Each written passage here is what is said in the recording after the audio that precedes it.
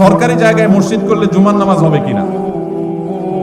সরকারি জায়গায় যদি মসজিদ করেন জুমার নামাজ হবে কিনা? উত্তর হলো জুমার নামাজ তো হয়ে যাবে, কিন্তু সরকারি জায়গা মসজিদ বানাবার জন্য আপনি অবশ্যই যথাযথ কর্তৃপক্ষের অনুমতি নেবেন, নিয়মতান্ত্রিক ভাবে মসজিদ করবেন।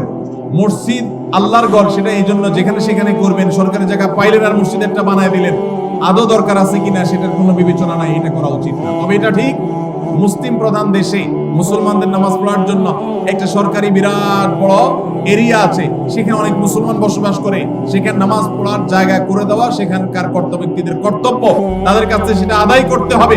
কিন্তু তাই বলে আপনি চাইলেন আর খেয়াল খুশি মতো যেখানে সেখানে মসজিদ করে নিলেন, এটা করা যাবে না।